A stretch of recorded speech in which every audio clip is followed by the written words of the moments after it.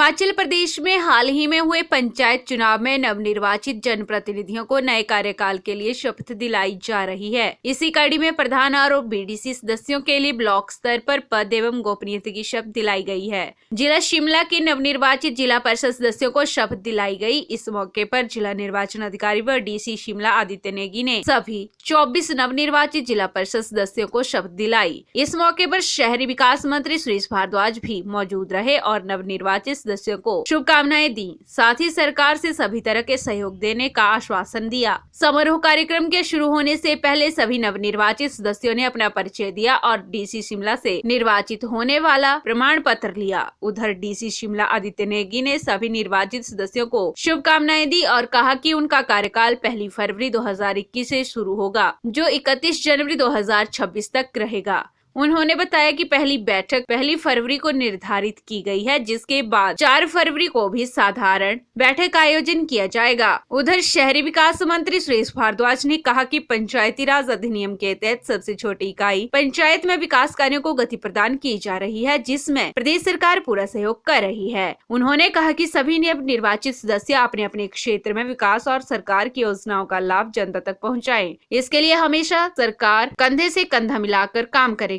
उधर नवनिर्वाचित सदस्य चुनाव जीतने के बाद बड़े उत्साहित नजर आए। नवनिर्वाचित सदस्यों में सबसे कम उम्र 24 साल के कौशल मुंगटा का कहना है कि वे पहली बार चुनाव जीतकर आए हैं, जिसके लिए वे अपने वार्ड के लोगों का धन्यवाद करते हैं। उन्होंने कहा कि वे वार्ड के विकास कार्यों के लिए सबको साथ लेकर काम करेंगे। उनकी प्राथमिकताओं में युवाओं और महिलाओं को स्वरोजगार के प्रति प्रोत्साहन किया जाएगा, साथ ही क्षेत्र का विकास किया जाएगा। उधर दूसरी बार जिला परिषद का चुनाव जीतकर आए सुरेंद्र रेटका का कहना है कि वे पूर्व में भी जिला परिषद उपाध्यक्ष रहे हैं और जिला का हर तरफ एक साथ मिलकर विकास किया है। यदि पार्टी उन्हें फिर उपाध्यक्ष पद के लिए चुनती है तो सबको साथ लेकर जिला का विकास किया जाएगा। वहीं नवनिर्वाचित सदस्य चंद्रप्रभा नेगी, प्रभा वर्मा और त्रिलोक भलूनी ने भी महिलाओं और युवाओं के उत्थान के लिए कार्य करने के लिए अपनी प्राथमिकता में शामिल किया है। उन्होंने कहा कि दूध का समर्थन मूल्य बढ़ाने और युवाओं को नशे से दूर रखने के लिए खेल मैदान का निर्माण भी किया जाएगा। बता दें कि नवनिर्वाचित जिला परिषद सदस्यों में 24 में से सबसे ज्यादा कांग्रेस विचारधारा से समर्थित 12 सदस्य जीतकर आए हैं, जबकि 5 निर्दलीय, 3 माकपा और 4 भाजपा समर्थित सदस्य जीतकर आए हैं। अब ये तो तय है कि जिला परिषद शिमला के अध्यक्ष पद पर कांग्रेस का कब्जा होने वाला है, लेकिन यह देखना होगा कि अध्यक्ष पद पर कांग्रेस कब तक अपना उम्मीदवार बिठाएगी।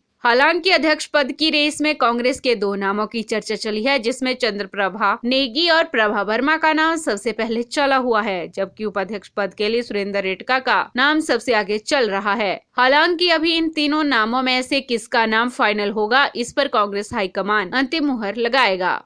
मेरी जो एज है पेशे से वकील हूँ। दूसरा मैं ये समझता हूँ कि 19 पंचायतों की जनता ने जिन्होंने मुझे चुन करके भेजा है, मेरे ऊपर जो जिम्मेदारी डाली है, ये जो सदन है यहाँ पर, ये पूरा 5 साल से आवाज से गूंजेगा। जो मेरे क्षेत्र के अंदर जो समस्याएं रहेगी और जितने मेरे अधिकार क्षेत्र के अंदर जो कार्य आएगी, वहाँ पर मजबूती से यहाँ उठाई जाएगी और उनके निदान के लिए चाहे किसी प्रकार के, चाहे बचौड़ी सरकार है, चाहे हमारा जिला प्रशासन है शिमला का, उनके समक्ष मजबूती से हमारे क्षेत्र की आवाज उठाया जाएगा और पूरा प्रयास जो शक्तियां निहित है मेरे पास उसको जो हल करवाने का प्रयास किया जाएगा।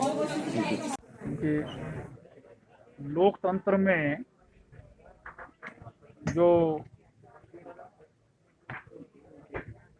चुनाव होते हैं, उन चुनावों के द्वारा जो है वो सरकारें बनती हैं और हिंदुस्तान में व्यवस्था है निचले स्तर पर जो सिविक कम्युनिटीज़ हैं या निचले स्तर के जो हैं वो ग्राम स्तर के कार्य हैं, उसके लिए पंचायती राज संस्थाओं का गठन किया जाता है। हिंदुस्तान के संविधान में 73वें संशोधन और 74वें संशोधन के बाद शहरी और ग्रामीण क्षेत्रों में जो है वो पंचायती राज और नगर निकायों की व्यवस्था की गई है। उसके अनुसार जो है वो बहुत सारे ऐसे विषय हैं जिन्हें निचले स्तर पर ये संस्थाएं जो है तय करती हैं। हिमाचल प्रदेश में इस बार जो है वो शहरी निकायों के भी चुनाव हुए और उसके बाद पंचायती राज संस्थाओं के चुनाव हुए। तो 3 स्तरीय चुनाव होते हैं, जिला परिषद है, पंचायत समिति है और ग्रामीण स्तर पर ग्राम प्रधान, उप प्रधान और ग्राम पंचायत है। तो आज जिला परिषद शिमला का शपथ ग्रहण समारोह था। उस में सभी सदस्यों को जो है वो उपायुक्त शिमला द्वारा शपथ दिलाई गई।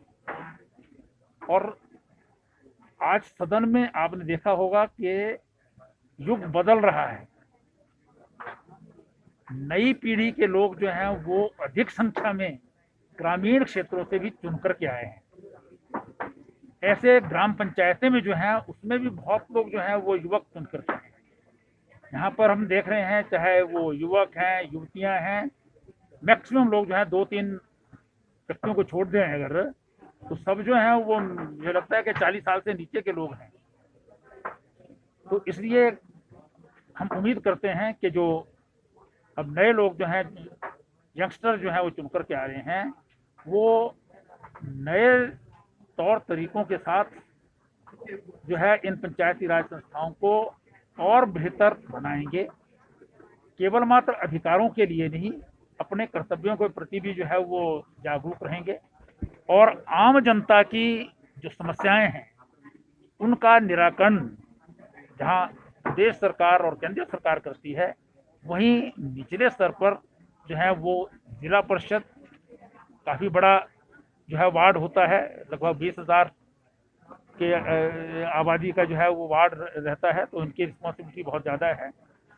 तो उस दृष्टि से मैं समझता हूँ कि शिमला ज़िला में जो है वो अब आगे जो है और ज़्यादा बेहतर तरीके से जो है वो विकासात्मक कार्य होंगे और प्रदेश सरकार की तरफ से जो है वो हमने इन्हें पूरी तरह से जो है आश्वस्त किया है कि हम सबके समान विकास के लिए जो है वो प्रयत्नशील रहेंगे, क्योंकि हमारा तो ध्येय वाक्य ही प्रधानमंत्री जी कहते हैं, सबका साथ, सबका विकास और सबका विश्वास।